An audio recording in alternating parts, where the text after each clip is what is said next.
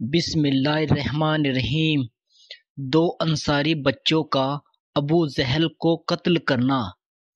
حضرت عبد الرحمن بن عوف رضی اللہ تعالی عنہ بڑے مشہور اور بڑے صحابہ رضی اللہ تعالی عنہ میں سے ہیں۔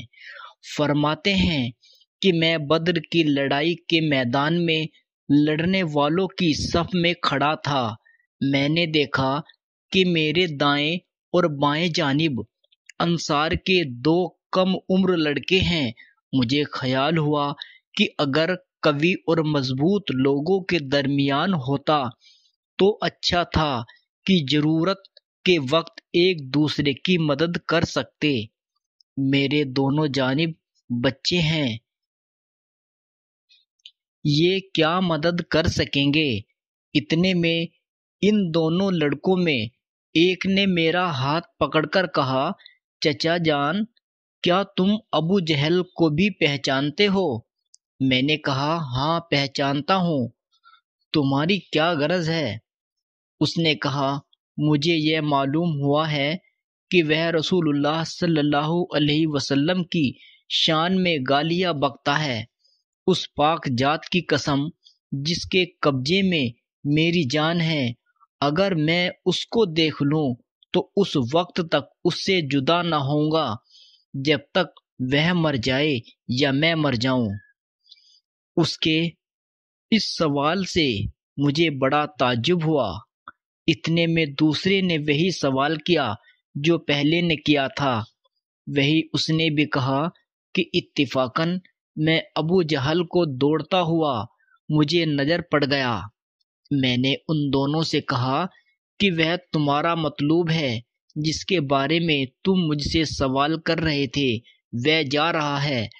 دونوں یہ سن کر تلواریں ہاتھ میں لیے ایک دم بھاگے چلے گئے اور جا کر اس پر تلوار چلانی شروع کر دی، یہاں تک کہ اس کو گرا دیا۔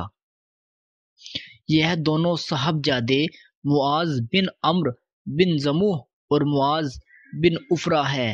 معاذ بن عمرو کہتے ہیں کہ میں لوگوں سے سنتا تھا کہ ابو جہل کو کوئی نہیں مار سکتا، وہ بڑی حفاظت میں رہتا ہے۔ مجھے اسی وقت سے یہ خیال تھا کہ میں اس کو ماروں گا۔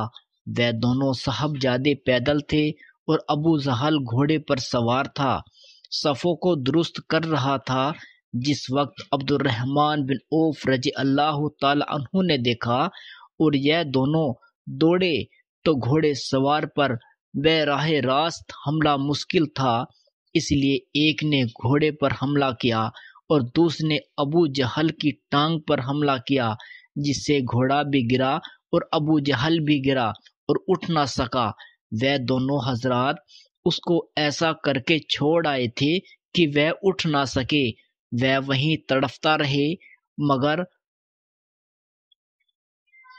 معوذ بن عفرہ ان کے بھائی نے اور ذرا ٹھنڈا کر دیا، لیکن بالکل انہوں نے بھی نہ نمٹایا۔ اس کے بعد عبداللہ بن مسعود رضی اللہ تعالی عنہ نے بالکل ہی سر جدا کر دیا۔